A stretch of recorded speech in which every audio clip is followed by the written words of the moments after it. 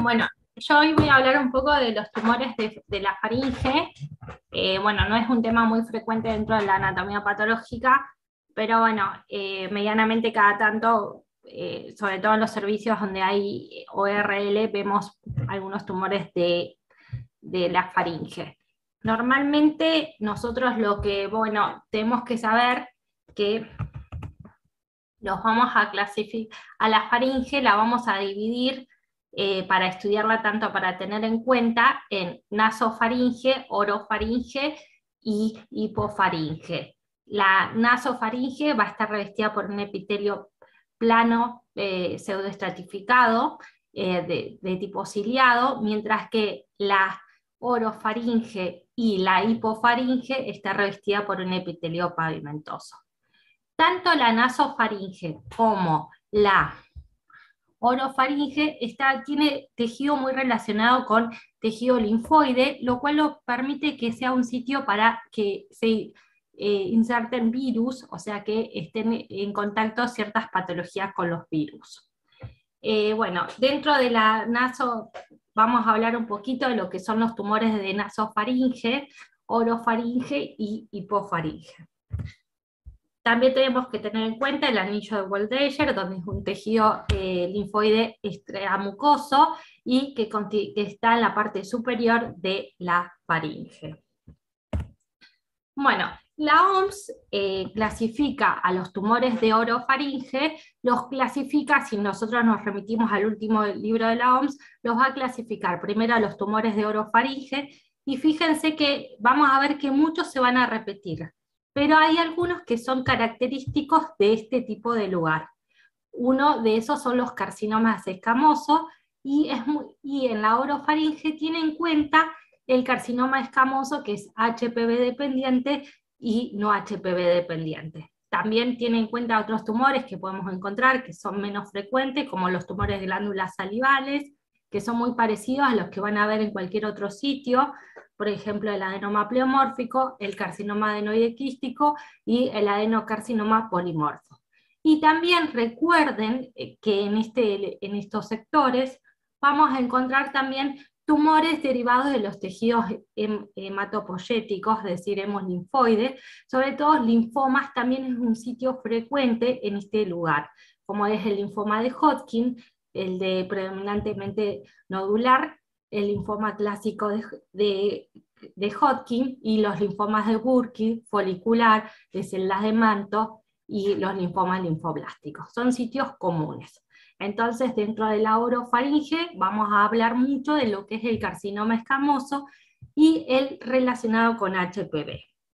Después vamos a hablar un poquito de los que son los tumores de la hipofaringe, pero ya la OMS a los tumores de hipofaringe los agrupa dentro del grupo de la laringe, tráquea y espacio paralaringio, y en este caso no tiene en cuenta que el carcinoma escamoso no evalúa el estatus del HPV. Fíjense que acá solamente vamos a ver el carcinoma escamoso convencional y sus subtipos histológicos, como otros tipos histológicos, como el verrucoso, el basaloide, el papilar. En estos casos no tiene en cuenta el estudio del HPV. También habla también de las lesiones precursoras, la hipofaringe, como es la displasia de bajo y de alto grado, y las lesiones papilomatosas. Y también dentro de este grupo se suman los tumores neuroendocrinos.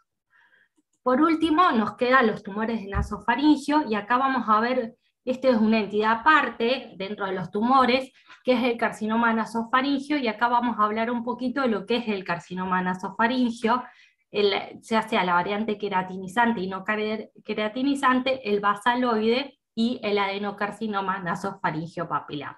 También tenemos tumores de glándulas salivales en la nasofaringe, también tenemos lesiones benignas, borderline, y también tenemos el angiofibroma nasofaringio. Y podemos tener los linfomas, como en todos sitios.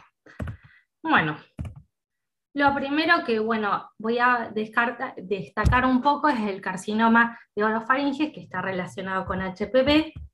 Vamos a decir que actualmente el carcinoma escamoso de orofaringe lo tenemos que clasificar si es HPV dependiente o si no es HPV dependiente. perdón, ahí es negativo. Bueno, el tumor HPV dependiente se considera una entidad distintiva dentro de los carcinomas de cabeza escamoso de cabeza y cuello, y tiene un perfil clínico y biológico distinto, a diferencia del HPV. El carcinoma orofaringio HPV dependiente lo vamos a localizar a nivel de las amígdalas palatinas y en la base de la lengua. Lo que podemos decir que es causado por el virus de HPV de alto riesgo, el 16 y el 18, sobre todo por el subtipo 16. Lo vamos a encontrar tanto en hombres como en mujeres, más comúnmente en hombres blancos, en su mayoría menores de 65 años, y lo que se ha visto en los últimos años es que su incidencia ha crecido rápidamente. Tal es así que se registran entre 4,6,2 casos versus 1,82 casos por 100.000 habitantes. Los pacientes son muchos más jóvenes, predominantemente caucásicos.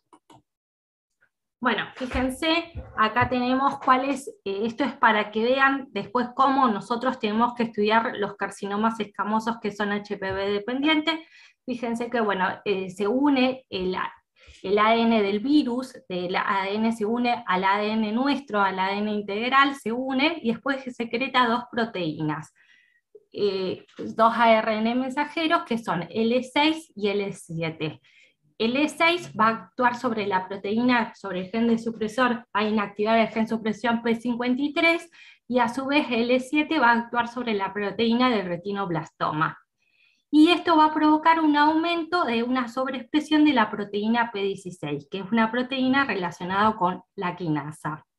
Va a provocar una sobreexpresión del P16. Gracias a esto es lo que a nosotros nos permite estudiar por medio de inmunohistoquímica el estatus, directamente estudiar el P16 sin tener que estudiar el ADN o el ARN del virus. Bueno, la forma de presentación de estos tumores, esto es muy importante porque la mayor parte de las veces los tumores los vamos a encontrar como primarios ocultos, o sea, son tumores muy pequeños que generalmente puede ser que ustedes no lo vean, y se va a manifestar con metástasis a nivel del cuello. En muchos casos pasa eso, que directamente nosotros recibimos una adenopatía cervical, donde encontramos un carcinoma escamoso de ciertas características. Generalmente las metástasis que dan estos tipos de tumores son metástasis quísticas, lo cual nos permite a nosotros orientarnos un poco más, y va a tener una histología no queratinizante, a diferencia del carcinoma escamoso convencional. Generalmente lo vamos a encontrar en los ganglios cervicales nivel 2 y nivel 3, y muchas veces solamente se observa un engrosamiento a nivel de la base de la lengua, nada más. Bueno, ¿cómo es histológicamente un tumor que es HPV dependiente? Bueno, recuerden que se va a originar en las criptas tonsilares, se va a mantener esas características de ese epitelio reticulado, no va a tener lesiones precursoras, no es que ustedes van a venir, va a ser un paciente que lo vienen estudiando por una displasia leve, moderada o severa, sino que directamente no va a tener lesiones precursoras, va a infiltrar a modo de planchas y lóbulos, no tiene necrosis central, va a tener generación quística y va a tener escasa reacción desmoplástica.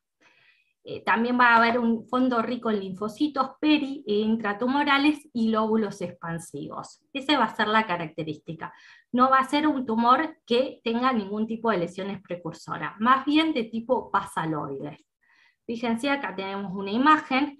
Esta es la imagen de un carcinoma escamoso de orofaringe HPV dependiente. Fíjense ese aspecto de las celdas que son más bien basaloides, tienen escaso citoplasma, si ustedes las miran, y tienen necrosis central. Acá tenemos este sector con necrosis. Bueno, entonces, y con escaso estroma interpuesto. En ninguna parte va a formar queratina, este tumor no queratiniza por lo general, y bueno, y ante esto podemos estar obligados a hacer un estudio de inmunohistoquímica inicial para arribar por lo menos al diagnóstico de carcinoma escamoso. Acá también tenemos otra imagen, fíjense del tumor, está menor aumento, que tiene ese aspecto basaloide y con necrosis central. Acá también nos fijamos, fíjense que no es una morfología donde nosotros podemos decir de forma directa que este es un carcinoma escamoso queratinizante, porque en ningún lado vamos a observar la formación de queratina. Bueno, en estos casos vamos a hacer técnica inmunistoquímica, le vamos a pedir una citoqueratina E1-E3 para confirmar que es escamoso, le vamos a pedir P40 y P63, que también nos sirven, que marcan en los carcinomas escamosos, y una citoqueratina 5-6. A diferencia de esto, estos tumores van a marcar lo que son las citoqueratinas de alto peso molecular, que son los que marcan los tumores escamosos, a diferencia de los adenoscarcinomas que marcan la citoqueratina 7 y 20. Estos no marcan.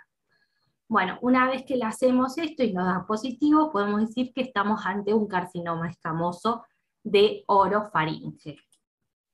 Ahora, ¿cómo podemos determinar si ese paciente tiene o no HPV? Lo podemos hacer a través de pruebas específicas de HPV, directas, es decir, buscando el ADN y el ARN.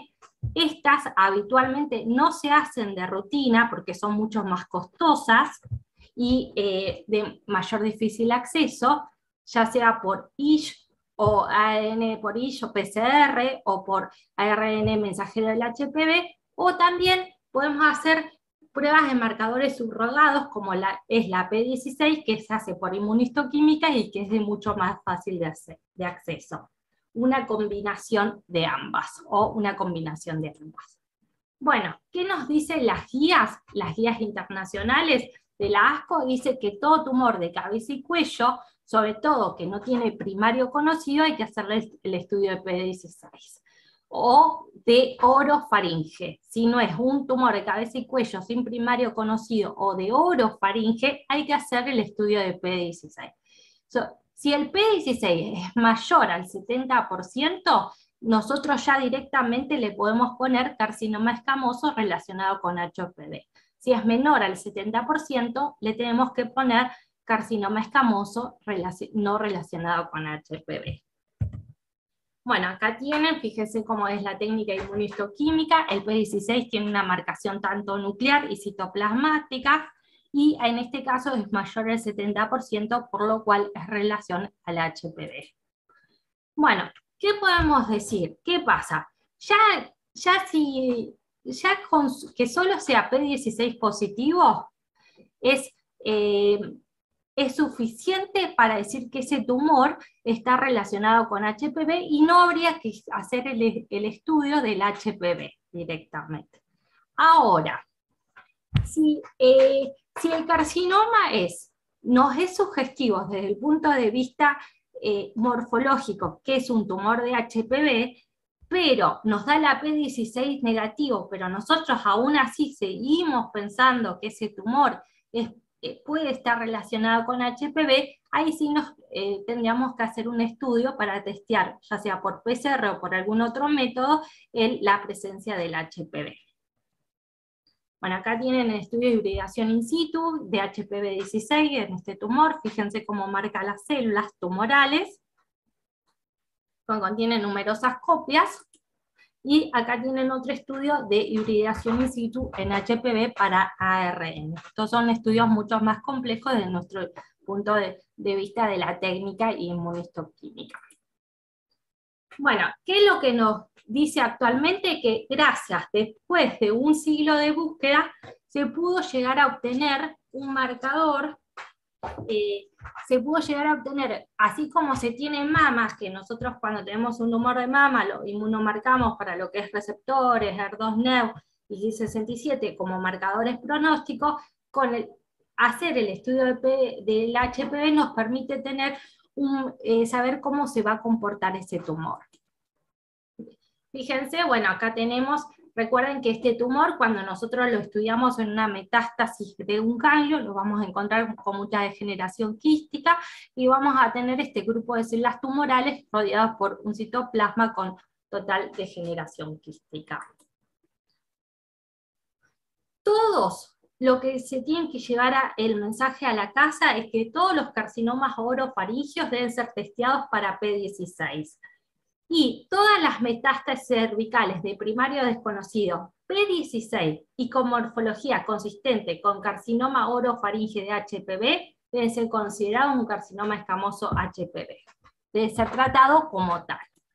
Bueno, ahora si nosotros hacemos un cuadro comparativo entre los carcinomas de orofaringe que son HPV positivos y HPV negativos, sabemos que los tumores de HPV positivos se van a presentar en gente más jóvenes, van a estar relacionados con los hábitos sexuales, van a dar metástasis ganglionares frecuentes quísticas, van a aparecer sobre todo en el epitelio reticulado de las invaginaciones de la cripta, no va a haber displasia, va a presentar una morfología que no es queratinizante, no va a estar aplicado el grado, y va a ser, y siempre el P16 va a ser positivo, pero lo más importante, que va a tener mejor sobrevida, mientras que los carcinomas escamosos de orofaringe que son HPV negativo, se van a dar en gente más grande, va a estar relacionado con el tabaquismo y el alcohol, van a estar, las metástasis no son quísticas, el tumor se origina a nivel del epitelio,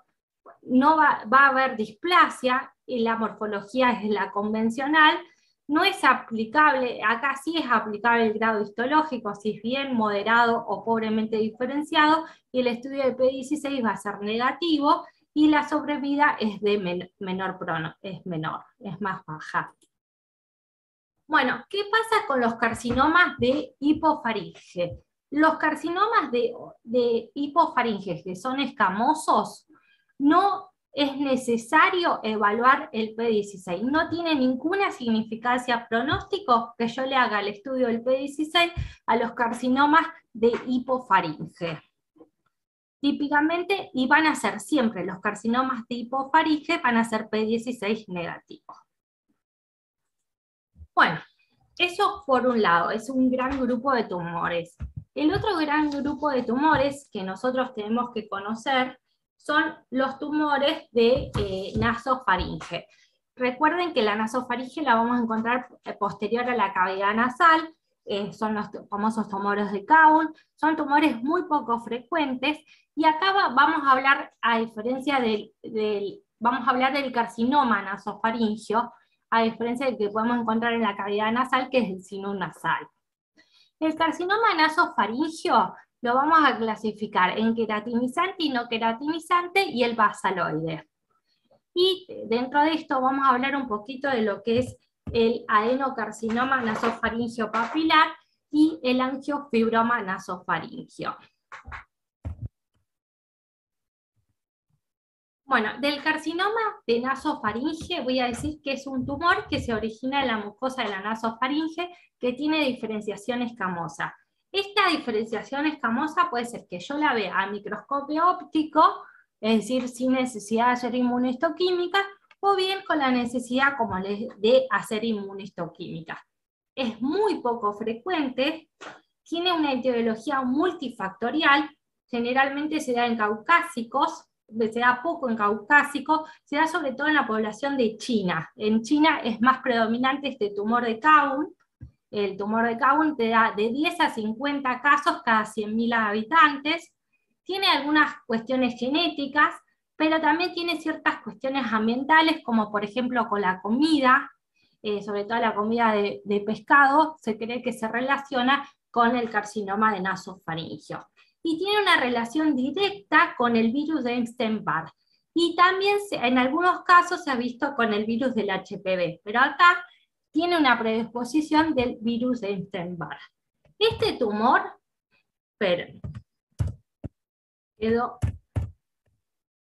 es un tumor que lo vamos a clasificar en carcinoma queratinizante, tipo 1, carcinoma escamoso no queratinizante, diferenciado, donde nosotros alguna lo podemos llegar a ver, o indiferenciado, o carcinoma escamoso basaloide. ¿Es importante esta clasificación? Sí. ¿Por qué? Porque vamos a ver que tanto el carcinoma queratinizante no se relaciona tanto con el virus de Epstein-Barr, no así el no queratinizante que se relaciona con el virus de Epstein-Barr. ¿Es importante? Sí, el tema del pronóstico. A nosotros nos cambia un poco el pronóstico, por eso es importante. Bueno, la edad de presentación va a ser entre los 40 y 60 años de edad. El sitio de origen generalmente es la pared lateral o la fosa de Rosenmüller o la pared superior posterior. Y también este es un tumor, como vimos el tumor de orofaringe, que se puede presentar con adenopatías cervicales dolorosas altas, es decir, como un primario oculto también, o con una titis serosa, una epistaxis o obstrucción nasal. Esos son síntomas relacionados con el efecto de masa que da. Bueno, fíjense, acá tenemos la imagen de lo que son los tumores de la nasofaringio en esta zona y en esta zona. Y bueno, este cuadrito es muy importante porque vamos a ver que según la variante a la que nosotros nos estemos refiriendo, vamos a ver cómo puede responder o no ese paciente. Si el tumor estamos ante un carcinoma nasofaringio de tipo queratinizante, que es el segundo en frecuencia, vamos a ver que se va a dar. También tiene una relación mayor en hombres que en mujeres, entre la cuarta y sexta vida, pero que no está asociado con el virus de Epstein-Barr. Y no va a responder tan bien a la radioterapia. La sobrevida baja aproximadamente entre el 20 y el 45,6%. Si ahora estamos ante un tumor nasofaringio no queratinizante, es decir, indiferenciado, donde nosotros tenemos que hacer inmunohistoquímica para poder llegar a un diagnóstico, vamos a ver que la forma de presentación es el más frecuente de todos, que también tiene una incidencia mayor en hombres que en mujeres, se da entre los cuartos y 60 de cada vida, con un pico entre los 10 a 25 años y hay una asociación fuerte con el virus de Epstein-Barr. La respuesta a la radioterapia es buena y la sobrevida a los 5 años del 68%. Bueno, también tenemos la variante no queratinizante diferenciada, donde todavía podemos llegar a hacer un diagnóstico, que también tiene una fuerte asociación con el virus de Epstein-Barr, tiene una respuesta buena a la radioterapia y una sobrevida a los 5 años del 5,6%. Esto es por un lado. Bueno, ¿cómo lo vamos a ver histológicamente? Como un tumor así, totalmente indiferenciado, donde nosotros no podemos definir si este tumor, este es el típico, la imagen de un carcinoma nasofaringio indiferenciado. Fíjense que las células nosotros prácticamente no vemos, como les mostré anteriormente, una formación de nidos, sino vemos planchas sueltas de células con un importante infiltrado linfocitario. Acá voy a marcar lo que son las células tumorales, fíjense la cantidad de células tumorales que tiene, y el resto, todos estos que se ven de azules, son linfocitos. Acá también tenemos las células tumorales que tienen un núcleo grande con un nucleolo vesiculoso y una cromatina abierta con un importante infiltrado linfocitario. Bueno, para hacer el diagnóstico en estos casos debemos hacerle una citoqueratina AE1-E3, lo cual nos permite, nos permite llegar a este diagnóstico. Sin inmunohistoquímica estos tumores no deberían sacarse. Es muy importante que, bueno, que trabajen con lugares que tengan inmunohistoquímica, sobre todo en estos tumores, ante cualquier diagnóstico de un tumor en nasofaringio, es importante que le hagan la inmunohistoquímica, no quedarse con el diagnóstico inicial, sobre todo si es un carcinoma indiferenciado. Sí o sí le tienen que hacer inmunohistoquímica. Bueno, acá tienen también este grupo de células, fíjense que son totalmente sinciciales, no hay citoplasma entre ellas, no hay membranas entre membranas citoplasmática en ella, y tienen estos núcleos con este infiltrado linfoide predominante. Bueno, ¿qué es lo que se sabe hasta ahora? Les voy a mostrar, no sé si me quedó la foto. Bueno, a estos tumores siempre hay que hacerle una técnica, aparte de eso, viene así como viene una técnica para inmunohistoquímica para HPV, le tenemos que hacer un estudio que es el estudio de inmunohistoquímica para el virus de Epstein-Barr, que es la técnica de Eber, que se hace en hibridación in situ. También es una técnica medio compleja, no todos los centros lo tienen, para ver si está o no relacionado con el virus de Epstein-Barr. de rutina, lo tendrían que pedir y hacerlo. Esto, bueno, es una diapositiva donde nosotros tratamos de ver cuál es la relación del carcinoma de nasofaringe en relación con el HPV y el virus de Epstein-Barr. Fíjense que nosotros acá vemos que en los casos de carcinomas escamosos, vemos que generalmente de cabeza y cuello, que no tienen baja relación entre el virus de Epstein-Barr y HPV. Esto es un trabajo publicado. Fíjense que acá los carcinomas escamosos nasofaringios que son diferenciados o indiferenciados tienen una alta, cuando se estudia, tiene alta propensión por el virus del Epstein-Barr y no tanto el HPV, pero bueno, un bajo porcentaje podrían ser HPV positivos.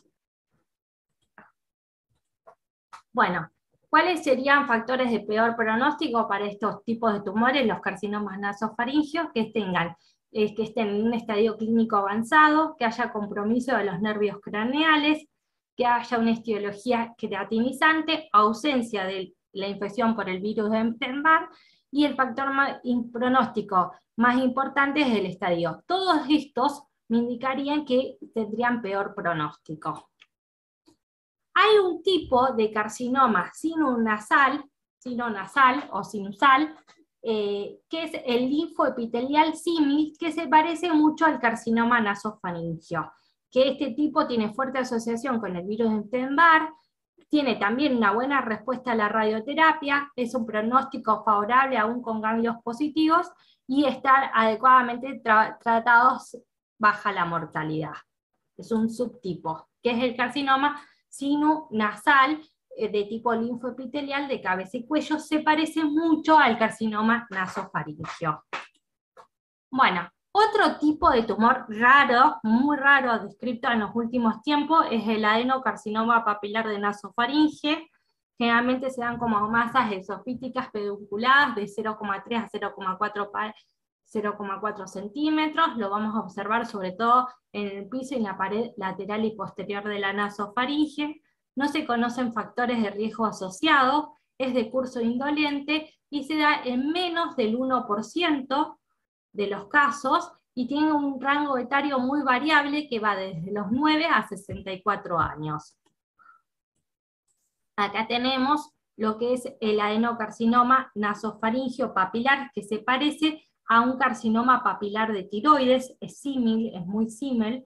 Fíjense que tiene la morfología, acá vemos cómo están estas papilas revestidas por células, que pueden tener hasta células de núcleos claros, con hendiduras. Es una variante que ha sido descrita a nivel de la nasofaringe.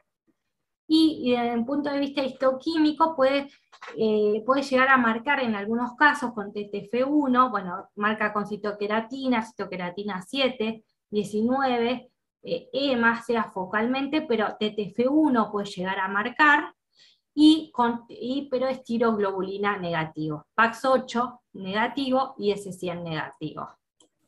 Y puede llegar a tener gránulos intracitoplasmáticos, diastasas resistentes. Bueno, y por último, voy a volver a la presentación, que me quedó el último tumor, que es importante que ustedes lo conozcan, es el angioma nasofaringio, que este es un tumor, angiofibroma nasofaringio, que es un tumor que los vamos a observar sobre todo en niños y varones adolescentes en la segunda década. Generalmente va a aparecer en la pared nasal posterolateral del cábun. Como síntomas vamos a observar que se van a manifestar con obstrucción nasal, con epistaxis, deformidad facial, sinusitis o otitis media. Generalmente es un tumor que se saca fácilmente y lo vamos a ver con esta forma nodular, blanquecina, bien delimitado, no friable, el angiofibroma nasofaringio. Histológicamente lo que nosotros vamos a ver es una proliferación rica en vasos. Fíjense que estos vasos tienen una forma media en hendidura con un estroma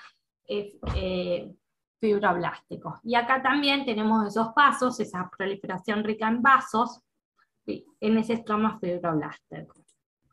Bueno, este tumor tiene un crecimiento agresivo con una recurrencia local entre un 20 al 50%, y puede ser hasta 2 años intracraneal, 2 años posteriores al diagnóstico. Bueno, y con esto doy finalizada.